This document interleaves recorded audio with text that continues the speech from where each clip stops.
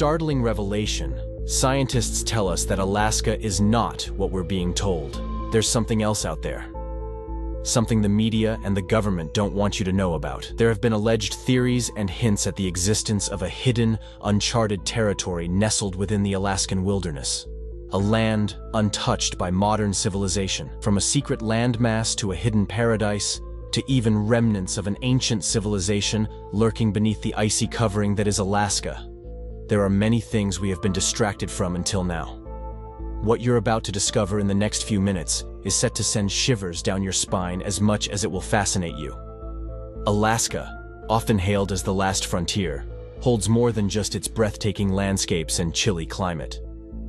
Recent revelations by volcano researchers have hinted at a potential game-changer, an Alaskan supervolcano. Researchers were caught off guard when this seemingly dormant giant, the Great Sitkin volcano, erupted, setting off alarms and raising eyebrows across the scientific community. The eruption was no ordinary display. The U.S. Geological Survey issued a red warning alert as volcanic ash threatened to blanket the surrounding areas.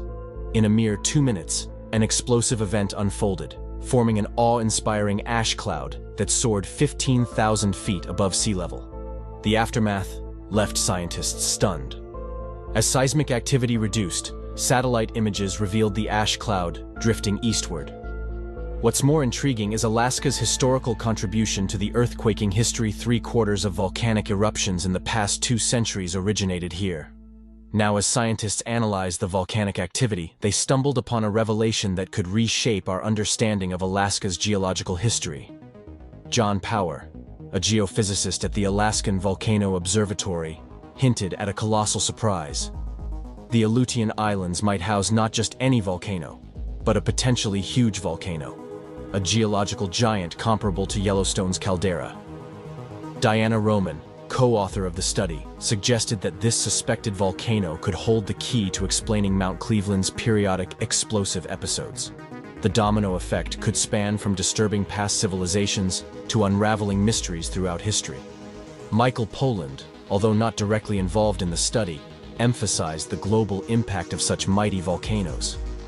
Understanding the intricacies of the Alaskan supervolcano could not only demystify Mount Cleveland's behavior, but also forecast potential risks for the future. Another unnerving revelation by scientists about this mysterious place comes from beneath the icy depths of Alaskan waters. Imagine exploring the ocean around Alaska's Aleutian Islands and stumbling upon a creature with a gaze that sends shivers down your spine. A group of researchers from the National Oceanic and Atmospheric Administration (NOAA) had such an encounter, spotting an otherworldly creature 2,300 feet underwater.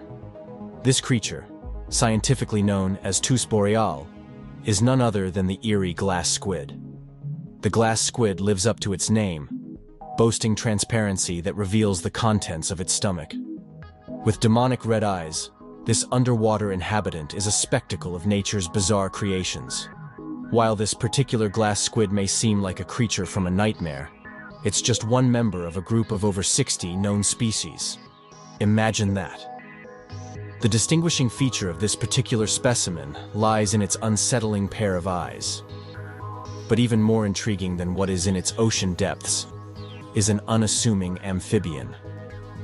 In the frosty embrace of Alaska, where the chill of winter can be unforgiving, a small and unassuming creature exhibits remarkable resilience: the Alaskan wood frog.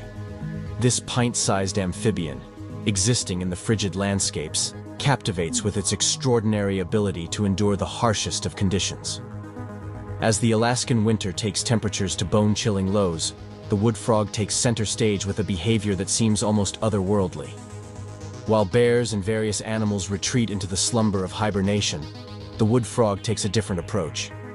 It willingly allows itself to freeze, a feat that is as astonishing as it is unreal.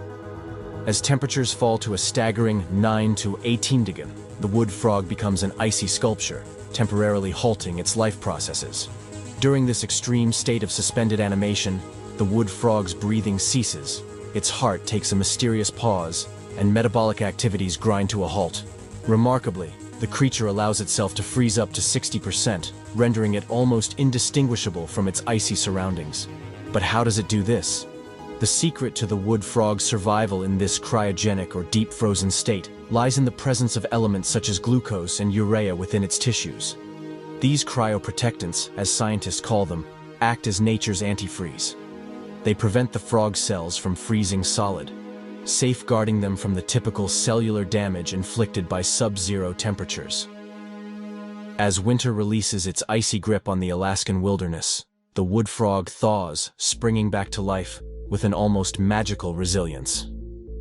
With the arrival of spring, temperatures rise and the wood frog experiences a miraculous thawing. It reawakens from its frozen slumber, resuming normal bodily functions as if nature has pressed the metabolic play button once again. The Alaskan wood frog's remarkable survival strategy not only captivates the scientific community, but also provides insights into the incredible ways in which nature adapts to extreme conditions. Interestingly, Alaska's skies are no exception to its mysterious revelations.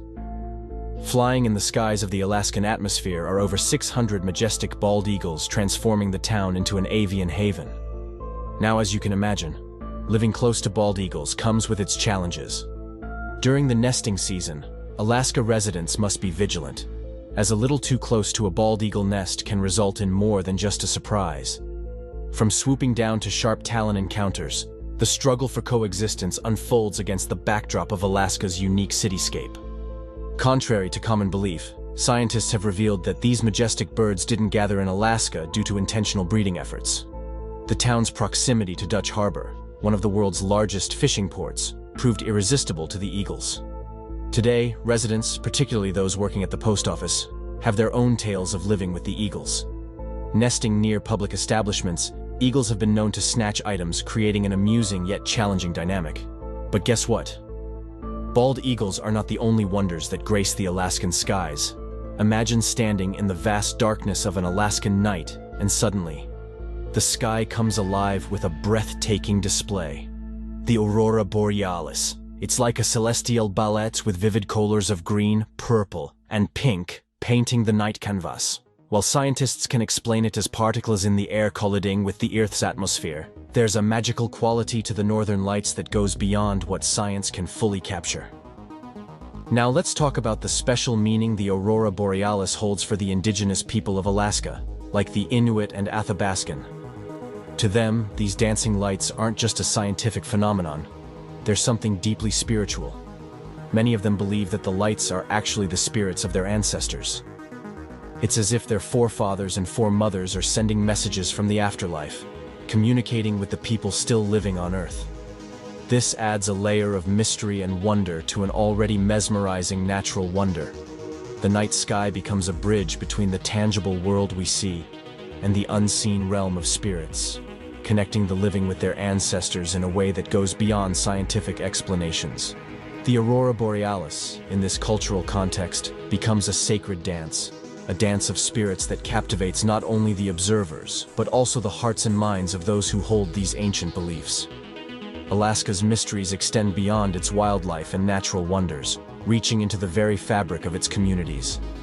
In Whittier, life unfolds under a single roof, creating an extraordinary living arrangement. Whittier's unique town structure centers around Begich Towers, a massive complex that houses everything from apartments to essential services like a police station, health clinic, and even a church.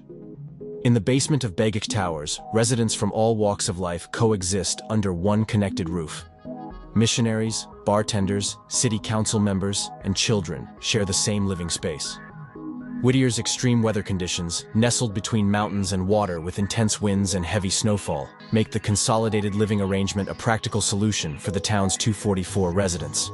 Access to Whittier is limited to a sea route or a long underground tunnel through the mountains. The tunnel, which closes at night, adds an extra layer of isolation to this already distinctive community. Even the school in Whittier maintains the unique living arrangement. Located in a separate building behind the tower, it can only be reached through an underground tunnel, adding another layer of peculiarity to this Alaskan town. Another incredible scientific discovery in Alaska happened in a place called Me, which is a digging site near Fairbanks and Delta Junction. Scientists followed up on a student who found something interesting in 2013. It was a bunch of small and detailed bone pendants. These tiny objects, upon further investigation, gave us a peek into how people in ancient Alaska liked to make things that looked nice. Scientists are not exactly sure what these bone pendants were used for. They might have been fasteners, like buttons or toggles, or they could have been decorative jewelry. The special patterns carved into the bone show that the people who made them were really good at it, and their skill has lasted through time, kind of like leaving a mark in history. As we dig up and learn about these cool old things, it's like reading a story about the past. This discovery helps us feel connected to the tough, creative, and adaptable native people of Alaska. The bone and stone artifacts from the past are like quiet storytellers, and they invite us to imagine what life was like for people a long time ago. Furthermore, deep within the Tongass National Forest, there's a special lake that adds a touch of magic to the wilderness, Mystery Lake. What makes it intriguing is its habit of mysteriously disappearing from time to time, leaving behind a carpet of wildflowers. Scientists say this happens because of a natural sinkhole that drains the lake, but the enchanting aura of the lake's cyclical vanishing act continues to spark wonder and curiosity. Now, let's dive into the local stories and myths that surround Mystery Lake. People in the area share legends about mystical beings and spirits connected to the lake. According to some tales, the lake might be a gateway to another world, a place where supernatural entities hold some kind of influence. Whether you choose to believe the scientific explanation about the sinkhole, or get swept up in the folklore, Mystery Lake remains a captivating puzzle. Nature seems to be playing a mysterious game, leaving us with questions and enticing us to uncover the secrets it holds. It's a bit like a natural enigma waiting for those who are eager to explore and understand the mysteries hidden within its shores. Speaking of lakes and things disappearing, have you ever heard of the Bermuda Triangle? Hup. It's located in Alaska too. In Alaska, there's a vast and mysterious area known as the Alaskan Bermuda Triangle, stretching from the Yukon River to the frozen Bering Sea. This place has gained a reputation for strange and unexplained disappearances. Planes, ships, and even experienced outdoorsmen have vanished without a trace. It's left people puzzled and curious about what might be happening in this remote region. Scientists think that magnetic anomalies in the area could be causing navigation problems, leading to the mysterious disappearances. However, the allure of the Alaskan Bermuda Triangle remains strong. People tell stories of weird lights, sudden changes in weather, and other unexplained happenings, adding to the mystery of this distant and puzzling stretch of land. Despite the scientific explanations, the tales of strange occurrences contribute to the mystique that surrounds this enigmatic part of Alaska. It's like a real-life puzzle that captures the imagination of those who hear about its mysterious reputation. It's as if the Alaskan Bermuda Triangle is a stage for the unknown, where the curtain of the ordinary is occasionally lifted, revealing glimpses of the extraordinary. The allure of the unexplained draws adventurers, scientists, and curious minds alike, prompting them to explore the secrets hidden within this vast and mysterious stretch of Alaskan wilderness. The stories of strange happenings persist, creating an atmosphere of wonder and fascination that continues to captivate those who dare to ponder the mysteries of this remote and intriguing landscape. Now, as we tread the revelations of the Alaskan seas and water bodies, we cannot skip the haunting story of the ill-fated vessel, the Octavius. Back in 1761, a whaling ship called the Octavius sailed into the Arctic and vanished without a trace. Fast forward to 1775, another ship's crew found the Octavius floating in icy waters. To their shock, the crew of the Octavius looked like they were frozen in time, still wearing their 18th century clothes and sitting at their posts as if time had stopped. The captain, holding a pen like he was writing in the ship's log, seemed frozen in the act. What made it even stranger was that the log revealed the Octavius had been lost for over 20 years, yet the crew looked perfectly preserved, like they had just passed away. This bizarre discovery raised a lot of questions. How did the ship survive for over 2 decades in the freezing Arctic? Why were the crew members so well preserved, defying the normal rules of nature? Some folks talked about curses, thinking maybe supernatural forces punished those who ventured too far into the icy unknown. Local stories added more mystery, saying the Octavius was a cursed ship forever sailing the Arctic seas. Some even claimed to see the ghostly ship drifting through the mist with its frozen crew bound to the unforgiving seas. Despite lots of attempts to explain the mystery, people still speculate about what really happened to the Octavius. Some scientists believe the ship went into an extremely cold pocket of water, preserving it in ice.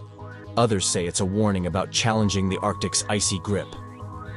As you think about the sad tale of the Octavius, remember that the waters around Alaska carry stories of strange happenings, ghostly sights, and the timeless tragedy of a ship stuck in the icy clutches of the Arctic. Beyond what is happening in the seas, scientists have also uncovered a devastating and dark twist that could affect the very future of the Alaskan community. In the heart of this infamous town, something serious is happening that connects the fate of communities to the changing climate. The rising temperatures are causing big problems that are placing strong demands on the residents of Alaska to be strong, adapt, and survive. For a long time, Alaskan villages sat on solid, frozen ground called permafrost. But as things get warmer, this ground is starting to melt, and that's bad news for buildings, roads, and the very land these communities depend on. Some villages are sinking into the melting ground, houses tilt, and streets are no longer flat. The once frozen ground is now giving in to the heat, creating a big struggle for survival. Today, coastal communities in Alaska face two big problems: melting permafrost and the sea pushing in. The rising sea levels and less sea ice leave these communities open to powerful waves that eat away at their homes and land. Imagine villages on the edge of the world, with homes and things unsteadily hanging on the edge as the shore retreats. The protective sea ice is gone, and with each storm, homes break down, and people watch as their communities disappear into the unforgiving waters. Despite these tough challenges, Alaskan communities aren't giving up. They're finding ways to deal with the problems. Engineers are designing strong buildings, and communities are trying new ideas to protect their homes from the permafrost and the sea.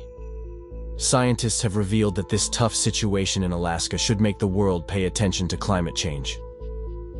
Alaska is like a front row seat to what can happen when the climate changes. It's a reminder that urgent action is needed worldwide. In the ongoing story of Alaska, where mystery and reality meet, the melting villages and disappearing communities tell a bigger story. A story about a changing planet and people trying hard to deal with the consequences. But while that prevails, there's another conversation that has sprung up in the scientific community regarding an age-old phenomenon: the Alaskan hairy man. In the snowy stretches of Alaska, stories about the hairy man, a relative of Bigfoot, have been told for ages. People say they've seen these huge, hairy beings, kind of like giant humans covered in fur, leaving really big footprints. It's a story that's been passed down from one generation to the next. Now, some folks say it's just a made-up tale, like something out of a storybook. But despite the doubters, the hairy man is still a big part of Alaskan stories. Whether it's a made-up creature or a real giant hiding in the wild, the legend adds a bit of mystery to the huge, undiscovered areas that make up the Alaskan wilderness. Scientists, the folks who like to study and figure out things, have their own take on these stories. They often say that creatures like the hairy man are probably just legends or myths, like the tales of old. You know, the kind of stories people tell to make things more interesting, or maybe to explain something they don't quite understand. So while some say the hairy man is just a story, others love the idea that somewhere out there, in the vast and unexplored parts of Alaska, a big, hairy giant might just be wandering around. It truly is a mix of fact and fantasy, making Alaska's wild landscape even more exciting to think about. As a result of the several incredible yet mysterious revelations Alaska has to offer, it leaves much to imagine what else is out there. Are they all truly just myths, or is there some truth to these incredible stories? Yeah, where are the aliens? Do you guys believe in life forms outside of Earth? Do you think there are? I mean, I think there's quite a high chance of microbial life. That then as you get more advanced in life, there's less and less likelihood of like sophisticated life. But you don't. Do you think there's do you think there are aliens out there that we can talk to? You mean, as opposed to like bacteria? Yeah. Yeah. It's an interesting confluence of events. Like, it's not just that there has to be life, intelligent life that evolves somewhere, but that life has to last for a long time for us to exist at the same time as that. So, and what it suggests is, like, there's this great question. It's called the Fermi paradox. Like, where are the aliens? Like, if there are so many planets out there, and The universe is almost 14 billion years old. Why aren't the aliens everywhere? This is one of the most perplexing questions. Because, you could basically bicycle to Alpha Centauri in a few 100,000 years. Meaning that's at bicycle speed. So it's sort of like, in 100 million years, like even at a very slow speed, you could completely blanket the galaxy. So why not? Where are they? And I think it was Carl Sagan that said, there either are a lot of aliens or none, and they're equally terrifying. If there are a lot of aliens, well, the invasion ship / bug infestation, just, the Starship Trooper style? Well, yeah, I mean, it's like an alien civilization might just view us as like a bug infestation. Right. It's like, hey, we left that planet, it was fine. Now it's got a bunch of bugs, just go fumigate it, like we'd fumigate a house. That's certainly possible. And then, but if there are no aliens, well, could it be that all civilizations are just destroyed before they become interstellar? So, and I want to be clear, to the best of my knowledge, there is no evidence for alien life on Earth. There's no direct evidence for alien life. No, and if somebody says, oh, what about this alien sighting or whatever, I'm like, listen, it's got to be at least as good as a 7-Eleven or ATM can, okay? It's like, if somebody's got at least like an iPhone 1 level camera, like something, The problem with that is it's just too easy to fake things today, too. Yeah, sure. They should at least try hard in faking. If I see some evidence for aliens, I'll be the first to be like, aliens, Right, then you'll investigate, but until then you think it's kind of a waste of time? Yeah. Yeah. I mean, we have archaeologists going all over the world looking at things, there's people, if we were to find something like, let's say, like a cube of titanium, just like a 1-inch cube of titanium, say in the middle of the pyramid, I'd be like, aliens for sure. There's no way they could have made titanium back then. There's no way. That's hard. That's all. One little, didn't even need a computer. Like a computer would be like, hey, wow, computers, they didn't have computers back then, so it must be aliens. But even just like some advanced metallurgy, anything, we would say anything like that. Do you think that they would want us to know? Or do you think they would just be observing and making sure we don't blow ourselves up? Would I don't know, man. They're real civilization? They sure are subtle. I mean, if they wanted us to know, obviously they could just, for sure, show up and walk down Main Street, right. Like, hey, I'm an alien, check me out, Right. Here's my spaceship, I just land in the middle of Times Square. I'd be like, right. Okay. Or hover over downtown LA. Yeah. Yeah. We were like, okay, we believe you. Yeah. So whatever they are very subtle, these aliens. How often do you think about it? None, zero. Zero? Even though you're thinking about interplanetary travel, you don't really think about aliens? No, I mean, if they show up, I'm like, great, okay, now this is new information. But we... Well, yeah. What an interesting way of putting it. This is new information. This is new information. Like, where were you guys up till now? Yeah. On a galactic timescale, even with sublight travel, you could absolutely colonize the whole galaxy, even some of the neighboring galaxies. So if you said 1 million years with and say there's no new physics, could you colonize the galaxy in 1 million years? Absolutely, the entire galaxy. So you would start with Mars, build bases on Mars, then use Mars to jump off to all these other planets, set up places there, and over thousands of years easily. Just kind of like hop from one solar system to the next, and Imagine we were going to be visited. Imagine you're very confident that we were going to be visited by super intelligent aliens in, let's say, 10 years or 20 years at the most. Super intelligent. So you think within 20 years we'll have alien in Earth? Well, digital superintelligence will be like an alien. It will be like an alien. Yeah. But my question is, do you think there is other intelligent life outside the Earth? It seems probable, but I think this is one of the great questions in physics and philosophy, is where are the aliens? Maybe they're among us, I don't know. Some people think I'm an alien. Not true. Not true. Ellen? I mean, If you look at this part of the world, Yeah. they believe that human beings are not from Earth. They came from somewhere else. Eve Maybe. and Adam came from somewhere else to Earth.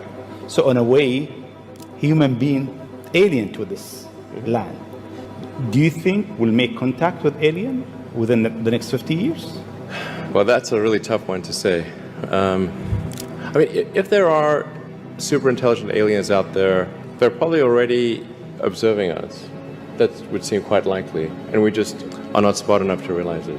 But I can do some back-of-the-envelope calculations, and any advanced alien civilization that was at all interested in populating the galaxy, even without exceeding the speed of light, even if you're only moving at, say, 10 or 20% of the speed of light, you could populate the entire galaxy in, let's say, 10 million years, maybe 20 million years max. This is nothing, in the grand scheme of things. To the best of our knowledge, life exists only on Earth. I mean, there's a good argument that it exists elsewhere, but we've seen no sign of it. I think it's important for us to take advantage of that window while it is open and to establish life on another planet in the solar system, just in case something goes wrong with Earth. And there could be either a natural or man-made disaster that knocks the technology level below that which is possible, where it is possible to travel to another planet. My interest in the future of humanity is, I guess, as a function of reading a lot of sci-fi and philosophy as a kid, and just sort of thinking about, okay, what's important to do? Like, why do anything? What's the meaning of life? And I came to the conclusion that what we really need to do is make sure that life continues into the future, and particularly conscious life. And in doing so, we'll better able to understand the nature of the universe and achieve greater enlightenment. Where are the aliens?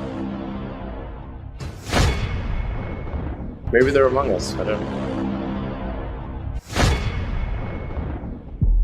Like, if there are so many planets out there and the universe is almost 14 billion years old, why aren't the aliens everywhere? This is one of the most perplexing questions. Where are they? Do you think we'll make contact with alien within the next 50 years? Well, that's a really tough one to say. They're probably already observing us, and we just are not smart enough to realize it. There either are a lot of aliens or none, and they're equally terrifying. I mean, if there are super intelligent aliens out there, they're probably already observing us. That would seem quite likely, and we just are not smart enough to realize it. But I can do some back-of-the-envelope calculations, and any advanced alien civilization that was at all interested in populating the galaxy, even without exceeding the speed of light, even if you're only moving at, say, 10 or 20% of the speed of light, you could populate the entire galaxy in, let's say, 10 million years.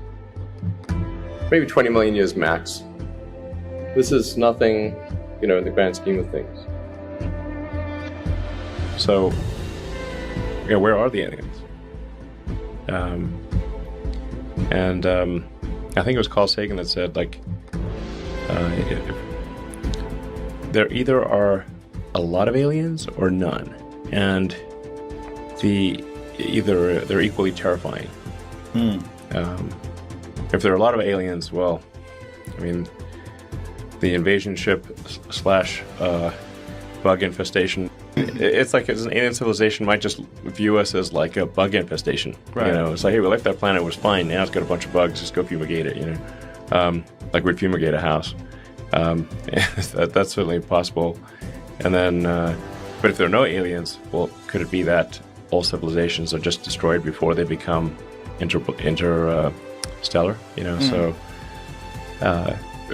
and I want to be clear, like, to the best of my knowledge, there is no evidence for alien life on Earth. There's no evidence for alien life. There's no direct evidence for alien life. I mean, we have archaeologists going all over the world looking at things. There's people Like, if we were to find something like, let's say, like a cube of titanium, just like a 1-inch cube of titanium, let's say in the middle of the pyramid, I'd be like, aliens for sure. There's no way they could have made titanium back then. Now, and the thing is that on a galactic timescale, even with sublight travel, you could absolutely colonize the whole galaxy, even some of the neighboring galaxies. So if you said 1 million years with and say there's no new physics, could you colonize the galaxy in 1 million years? Absolutely, the entire galaxy. I mean, I think there's quite a high chance of microbial life. There's a much that then as you get more advanced in life, that there's less and less likelihood of like sophisticated life. But do you think there are aliens out there that we can talk to? You mean? It's an interesting confluence of events. Like, it's not just that there has to be life, intelligent life that evolves somewhere, but that life has to last for a long time for us to exist at the same time as that. So what it suggests is there's this great question. It's called the Fermi paradox. Like, where are the aliens? Like, if there are so many planets out there, and the universe is almost 14 billion years old, why aren't the aliens everywhere? This is one of the most perplexing questions, because you could basically bicycle to Alpha Centauri in a few 100,000 years, like, meaning that's at bicycle speed. So it's sort of like, in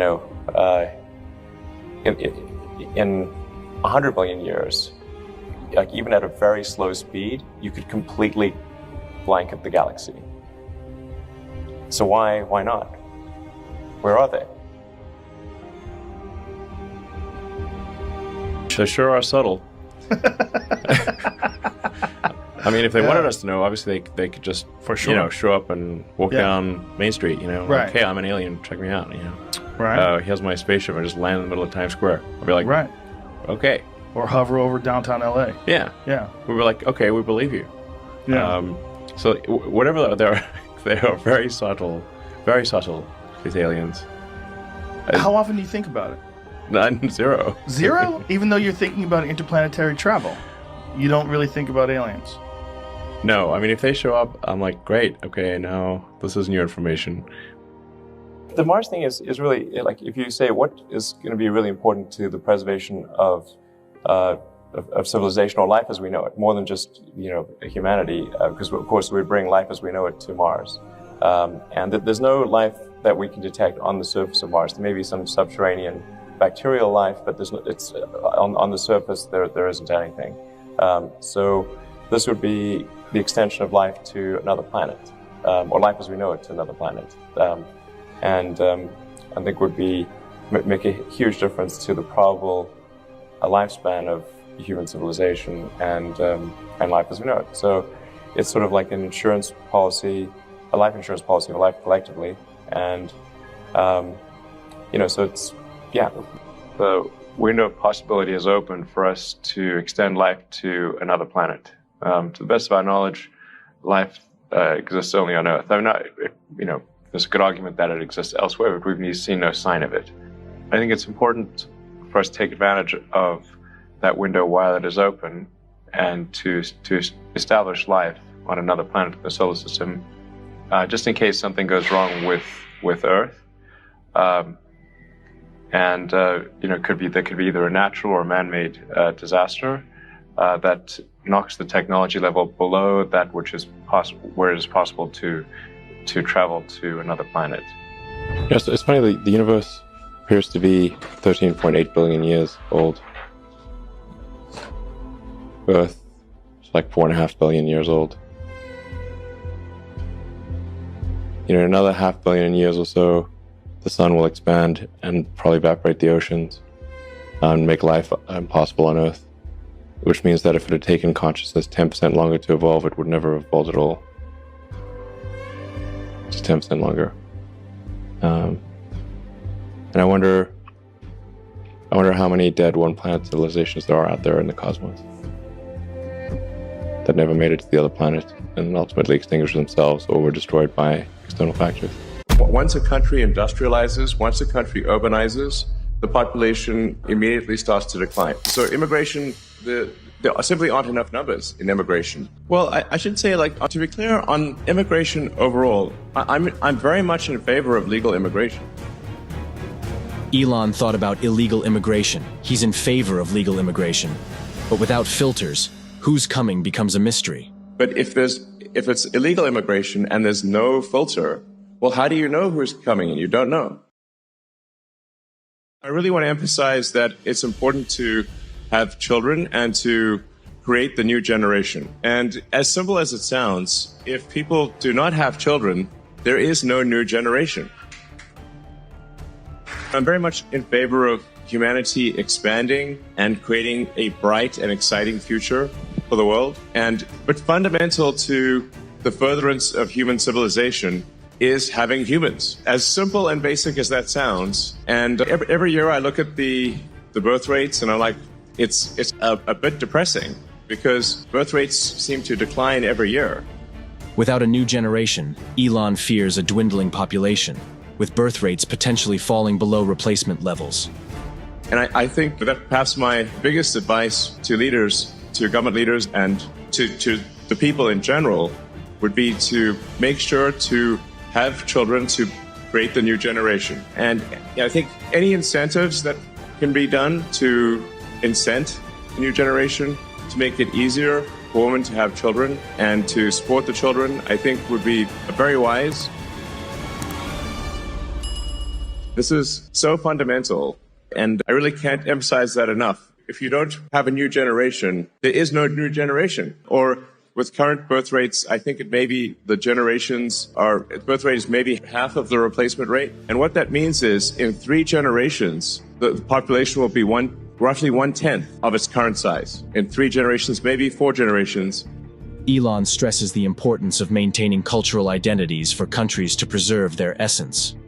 Well, I think one can't depend on other countries for immigration. And in fact, if you look at, say, the population worldwide, and this is almost everywhere in the world, and it seems to be a function of how, so one could say, for example, like China could not possibly solve its population with immigration because if China is currently tracking to be maybe lose 40% of its population every generation, that would be 700 million, 800 million people. Or roughly 700 million people. It's a lot, basically. You'd have to have the entire United States immigrate there twice every generation to simply maintain numbers, just for China. And I think there is value to a culture. We don't want cultures. We don't want Japan to disappear. We don't want Italy as a culture to disappear. We don't want France as a culture to disappear. I think we have to maintain the sort of reasonable cultural identity of the various countries, or they simply will not be those countries. Italy is the people of Italy. The buildings are there, but really, what is Italy? Italy is the people of Italy. And I speak as someone who is very much an environmentalist. I believe in building a sustainable future for the world. I think that there are very few people who, as an individual, who've done more than I have to help the environment with electric cars and solar and batteries to create a sustainable energy future, because we absolutely need a sustainable energy future. But there is an aspect of the environmental movement that I think has gone too far. Overextension of the environmentalist movement risks demonizing humanity itself, according to Elon. So, said for me, I think I am objectively one of the world's leading environmentalists in terms of doing things. I would say so. Like, I'm an environmentalist who does things. I'm of action, not talk. I act. So I feel I can say, as an environmentalist, that the environmentalist movement has gone too far. And in that, in the natural extension of the environmentalist movement, if you go too far, you start to look at humanity as a bad thing. You start to look at humanity as though we are a plague on the surface of the earth, as though humanity is a bad thing. And in fact, there are some people who think and say explicitly that, in fact, there was on the front page of the New York Times, there was a guy who said, there are 8 billion people on Earth. It would be better if there were none, which is crazy. Elon believes that aspects of the environmentalist movement contribute to a loss of hope for the future. Objectively, this is true. So if you say, there's really only one thing that matters from an environmental standpoint for carbon, which is that we are taking billions, eventually trillions of tons of carbon from buried deep under the earth and transferring it to the atmosphere and oceans. That's actually really all that matters, is taking vast amounts of carbon from underground where it's buried and moving it into the atmosphere by burning it. And if you do that for long enough, eventually you will get to climate change. Now, I think the climate change alarm is somewhat overblown in the short term. It's still a concern in the long term, but I think it's exaggerated in the short term. Great. Now, I have to try to thread the needle here between what is pragmatic and what is sensible, what really matters and what doesn't matter. What really matters is that over the long term, over the course of the next several decades, that we gradually reduce how many millions and billions of tons of carbon that we move from underground and to the atmosphere, because we're running sort of a climate experiment that is dangerous. But I also don't think that I think of it as a fundamental civilizational risk. It's not going to destroy life on Earth. It's not going to destroy humanity, but it will create hardship if you change the climate over many decades. So I think my message is I think much more pragmatic and I think correct and sensible. And I don't think we should demonize oil and gas. I think we should say, look, that is obviously necessary in the short term and the medium term too, and it'll take several decades to become sustainable. So I think if we just, without getting too worried about it, seek to have a sustainable energy future gradually, then that's what will happen. And so I think that some of the environmentalist movement is part of what is causing people to lose hope in the future. So I guess what I'm trying to say is that we should have hope in the future. We should be excited about the future, and we should build the future we want. The woke mind virus condemns rather than celebrates, fostering division and evil, Elon observes. This is not something you should import from America. Please don't import the woke mind virus. It's bad. So essentially that, to summarize maybe the woke mind virus, it consists of creating very divisive identity politics. So it actually amplifies mind virus, in my view, amplifies racism, amplifies, frankly, sexism, and all the isms. And while claiming to do the opposite, it actually divides people and makes them sort of hate each other, and it makes people hate themselves. And it's also anti-meritocratic. It's not merit-based. So you want to have people succeed based on how hard they work and the talents, not who they are, whether they're man, woman, what race or gender, that stuff is all it's an artificial mental symbol that is created. And it's not, and let me tell you, it's no fun, okay? It is like woke mind virus and fun are incompatible. There's no fun in that. No joy. Woke mind virus is all about condemning people instead of celebrating people. Like when in the woke, it just doesn't celebrate. It's all about condemning and being divisive and being just, I think it's just evil, frankly. I'm very pro-human, I'm very pro-civilization. I'm in favor of humanity and our collective consciousness expanding on Earth and going beyond Earth, being a multi-planet species, a spacefaring civilization, and being out there among the stars and finding out the nature of the universe. Like all the things that seems like to me an exciting thing, something you can get really excited about, is you can get excited, like, we want to have ideas that make you look forward to waking up in the morning, look forward to the day, look forward to the future. And so you have to say, what excites you about the future? What moves your heart about the future? What makes you say, like, yes, I'm glad about what will happen in the future? That's what we must focus on. And that's why we have to have a new generation. We've got to build and we've got to grow. And like I said, we understand the nature of this beautiful universe that we find ourselves in and the meaning of life, or even what questions to ask about the meaning of life. Let us explore this wondrous creation and have a good time doing it. Elon sees value in increasing legal immigration for societal prosperity. I think that generally, I think one should welcome to a country anyone who is willing to work hard and is honest, has high integrity, and will add to any given country. If somebody is an asset to the country, why not have them join? That's obviously a great thing to do. So I think it's good actually to have an increase in legal immigration and legal with paper, with just some approval process, but with a simple requirement that, look, if somebody's going to add to a country, like just really hardworking and high integrity, let them in. I think that's great. So you have to have some basis for saying somebody should come in or not come in. And my argument is like, it should be a very simple basis. Will they add to the country? Will they be a productive part of the economy? And do they admire the culture? Do they want to join because of the culture? Then that's great.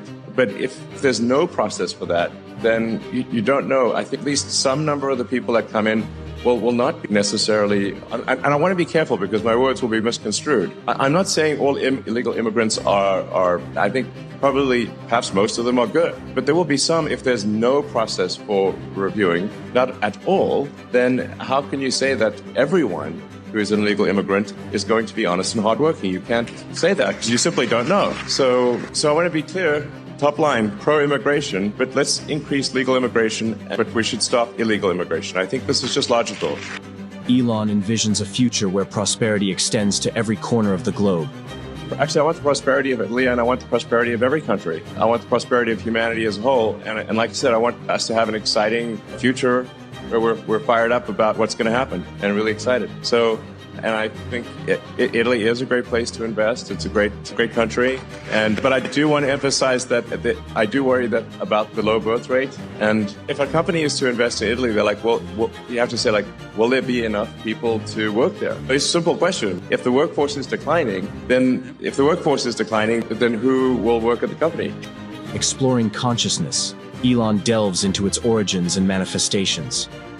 Well, you can think of artificial intelligence as, this is perhaps the biggest inflection point in intelligence since Homo sapiens. Yeah. Artificial intelligence will be essentially sort of a new species, or is a new species. So I think one of the biggest challenges, if I look at, say, civilizational risk, the risk to the future of humanity, birth rate is one of them. If we just don't have kids and dwindle away, that's one, which I've talked a lot about. The other is, there's always like potentially, course, that kind of thing. Then AI is also an existential risk, and I think we need to be careful with the advent of AI. But it's very much a double-edged sword. You can think of AI as kind of like the magic genie, that like digital superintelligence will be capable of doing anything. Pretty much anything.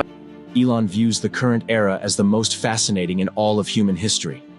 I mean, there is a whole question of like, what is consciousness? In fact, so here's like, I've thought a lot about what is consciousness and where does consciousness arise? To say, like, because I think in terms of physics, and at least if physics is true, then we go from a start of the universe where things are almost entirely hydrogen. And then if you leave the hydrogen out long enough, eventually it coalesces into stars, and then those stars explode, and then they recondense. And like most of the mass in your body was once at the center of a star, which is kind of wild, billions of years ago. And so where along the lines of hydrogen to human does consciousness arise? You get very serious when you speak about that, huh? Yeah, no, it's a real question. If you leave hydrogen out in the sun long enough, it starts talking to itself. Here we are, hydrogen talking to itself.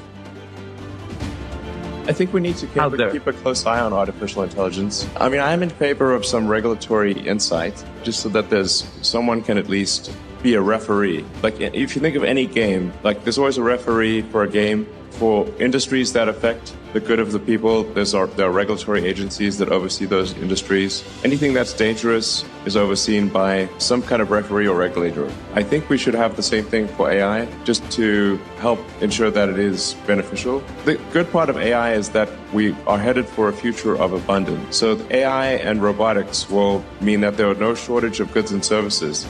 There will be goods and services. If you can think of it, you can have it, basically. So this is quite profound. Like I said, it's the magic genie. AI and robotics will get you anything you want. Now, usually in these sort of fairy tales about magic genies, it doesn't turn out so well. You have to be careful what you wish for, even if what you wish for are wishes. So it's just something we should be cautious about. Okay. On the plus side, it will bring many benefits. Like I said, it will usher in an age of abundance. So the positive scenario of AI is that there's an age of abundance, and there's no shortage of goods and services, that any scarcity that exists will be only because we define it to be scarce. So, and it does seem to be somewhat of an inevitable thing, AI. So there's supposedly that Chinese saying about, may you live in interesting times. Well, I think we currently live in the most interesting of times in all of history right now. So anyway, so my recommendation on AI is, I think we want some kind of regulatory oversight just to make sure that it's beneficial AI.